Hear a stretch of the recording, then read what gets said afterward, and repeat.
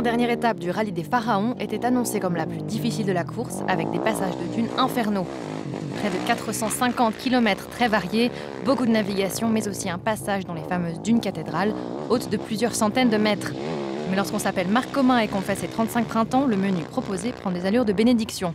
Autant dire que le Catalan n'a fait qu'une bouchée des 4 adversaires partis devant. Marc signe donc sa 4e victoire d'étape avec un quart d'heure d'avance au général, la veille de l'arrivée au Caire. 240 km antes del refueling. Avant le ravitaillement, il a fallu contrôler un peu l'allure, mais ensuite j'ai pu vraiment attaquer à fond.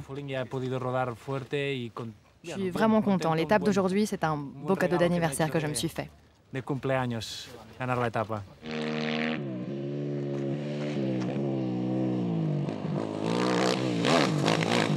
Équipiers hier et adversaires respectueux aujourd'hui, Marc Comin et Jordi Villadoms sont bien placés pour signer un doublé demain sur le podium final. Jordi, l'élève modèle, termine 2e de l'étape et consolide son premier accessit au général.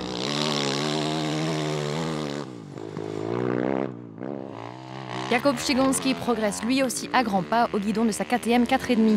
Le jeune pilote polonais signe le 3e chrono du jour malgré un plantage monumental dans les dunes.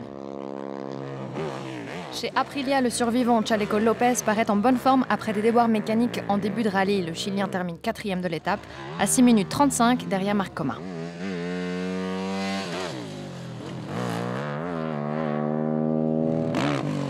Helder Rodriguez affiche un sourire de plus en plus radieux. Si tout se passe comme prévu, le Portugais sera couronné demain de ses premiers lauriers mondiaux. Il termine 5e de l'étape et pointe en 3e position au classement général. En catégorie quad, la pilote Camelia Liparotti remporte l'étape. Au général, Lilian Lance-Levé et son Yamaha Raptor aux couleurs des Pirates des Caraïbes mènent toujours la danse devant l'Uruguayen Mauro Almeida.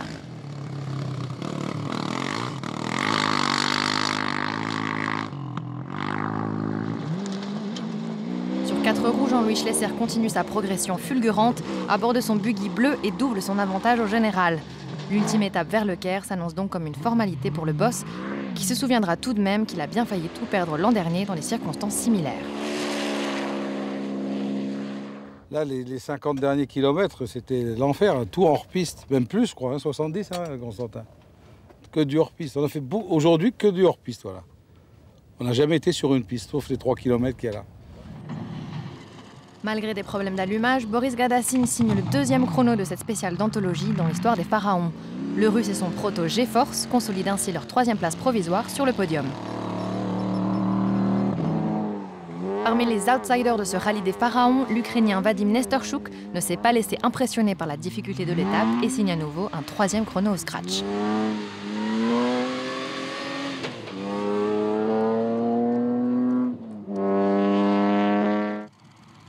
Deuxième au départ mais 4e à l'arrivée, le pilote nippon Yun Mitsuhashi et son Toyota Land Cruiser ne concèdent que 8 minutes au proto-russe sur cette étape longue et difficile.